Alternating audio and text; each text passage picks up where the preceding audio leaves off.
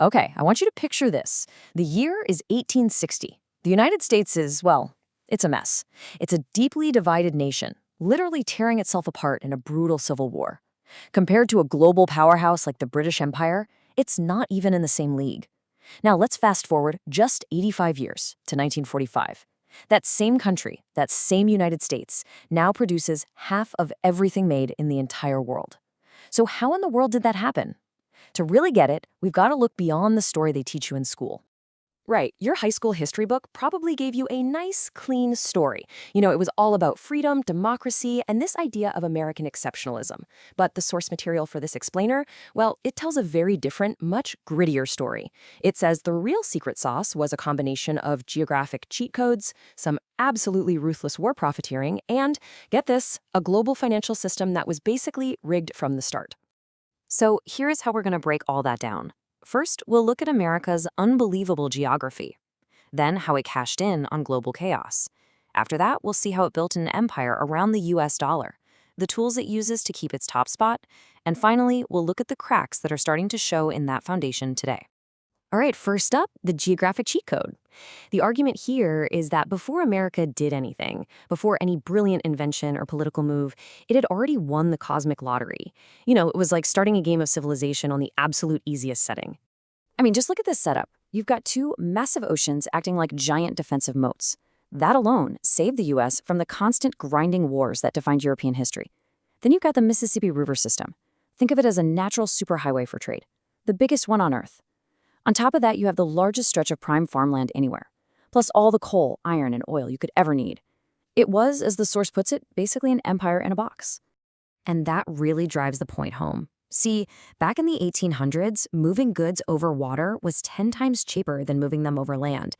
This river system was an economic engine that let the U.S. build up a ton of wealth internally, long before it became a global player. That was the crucial head start. So, America has this perfect foundation, right? But a great starting spot is one thing. To really jump to the front of the line, you need your rivals to stumble. And in the 20th century, Europe didn't just stumble.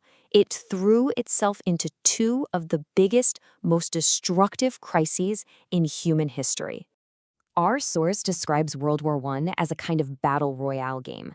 For 3 long years, all the major European powers were bleeding each other dry on the battlefield. And the US? It stayed on the sidelines, selling weapons, food, and steel to pretty much everyone. In just 4 years, it went from being a country that owed the world money to a country that the world owed money to. Just like that, New York had replaced London as the financial capital of the planet. And this chart just shows how absolutely insane that pivot was. U.S. exports more than doubled in 2 years flat. You had companies like DuPont, which made gunpowder for the Allies, watching their stock prices go through the roof. This wasn't just an economic boom, it was a fundamental transfer of the world's wealth over to the United States. But here's the thing. If World War I was the appetizer, World War II was the main course. This, according to our source, is the moment the U.S. went from just being another rich country to something else entirely, a truly God-tier entity. The sheer scale of what happened is hard to wrap your head around. At its peak, the Ford Motor Company had a plant that was rolling a brand new B-24 bomber off the assembly line every 63 minutes. Just think about that for a second. American factories were running 24/7 at full blast, while everyone else's factories were being bombed into dust. And by the time the dust settled, this was the scoreboard.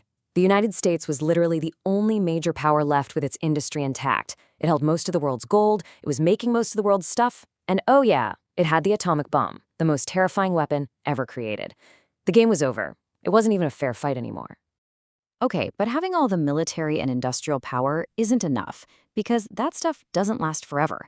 So, the US did something brilliant, and depending on how you look at it, a little sinister. It moved to lock in its advantage by redesigning the entire global financial system to revolve around itself. It all went down in 1944 at a place called Bretton Woods, and the system they created was genius. The US dollar was pegged to gold. Then every other major currency was pegged to the dollar, so the US dollar basically became the world's money. If Germany wanted to buy oil from Saudi Arabia, they had to get US dollars first. This gave America what our source calls an exorbitant privilege. the ability to just print its own money to buy real things like cars and resources from the rest of the world. The source also offers this really cynical take on the Marshall Plan. We all know the story. The US generously rebuilt a destroyed Europe, but the money came with a massive string attached. It all had to be spent on goods made in the USA. So American tax dollars were sent to Europe, and Europe immediately sent that money right back to American corporations. It was a brilliant loop that rebuilt Europe while also making US companies rich and buying a ton of political loyalty. So, the system's in place, but how has the US managed to keep this dominant position for over 75 years? Well, according to the source, it's a powerful mix of hard power, soft power, and now digital power. You see, after World War II, America never really went back to a peacetime economy. It built a permanent war economy. And here's the wild part. President Eisenhower, a five-star general, warned everyone about it on his way out of office. He talked about this military-industrial complex, a powerful triangle of the military, defense contractors, and politicians who all benefit from constantly spending on and preparing for war. Then, in 1971, the dollar's link to gold was broken, and it needed a new anchor. And it found the perfect one: oil. This deal was struck with Saudi Arabia, creating what we now call the petrodollar system. It guaranteed a constant global demand for US dollars because, let's face it, every country needs oil. And that, in turn, allowed the US to keep printing money with very few consequences. So you have the hard power of the military, but then you have soft power, which is just as important. The US exported its culture. Think about how Levi's jeans became a symbol of freedom behind the Iron Curtain. It's like colonizing the world's imagination. And today, you have digital power. With US companies like Google, Meta, and Amazon basically running the internet, America controls the new global high ground. But that brings us to our final and maybe most important section, because the source argues that this whole era of unquestioned American dominance is now facing some really serious threats. The foundation is starting to crack. The first huge threat is the debt. That exorbitant privilege of printing money has led to a national debt of over $34 trillion. But here is the truly jaw-dropping number. The US government now spends more money paying the interest on its old debt than it spends on its entire massive defense budget. Think about that. The second threat actually comes from the dollar's strength. When the US froze Russia's dollar reserves, it sent a shockwave around the world. The message was clear. If you make Washington angry, your money isn't safe. This has absolutely terrified other countries and kicked off this de-dollarization trend, with major players like China, Brazil, and even Saudi Arabia actively looking for ways to trade without using the dollar.